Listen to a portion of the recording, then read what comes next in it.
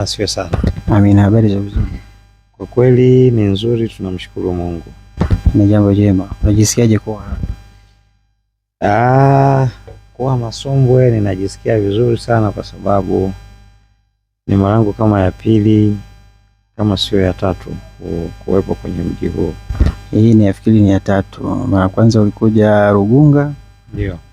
Mara ya pili ukaja huko chini.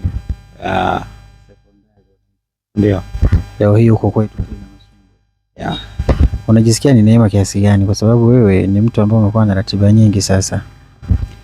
Mimi ninapozunguka hasa mikoa ya mbali kama hivi, kwanza ninamshukuru Mungu kwa sababu kupata kibali maeneo mengi inapotokea kama hivi, moja inanitia nguvu sana, inanitia moyo sana kwamba hata huko mbali kabisa ambako mimi pengine sikuwahi kuwaza kufika, ninachokifanya kimefika. Kwa hiyo binafsi nakuwa najisikia vizuri sana.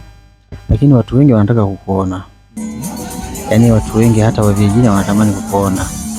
Kuna siku moja niliona umeenda Kagera, Koba. Vijijini ndani. Lakini watu walikupokea.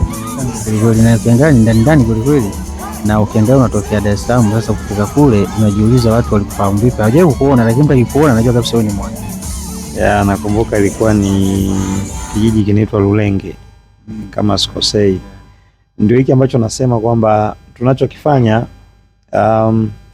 wakati tunafanya huwa hatuwazi kwamba kitaenda mbali sana. Kwa hiyo ikifika mahali huduma imefika mbali, ni jambo la kumshukuru Mungu kwa sababu matamanio na matarajio yetu wakati mwingi ni kutamani kufika kusikofikika, kukutana na watu ambao bado hawajafikiwa. Kwa hiyo ikitokea hiyo, unabaki tu kumtukuza Mungu kwamba asante kwa hiki kibali na hii nafasi.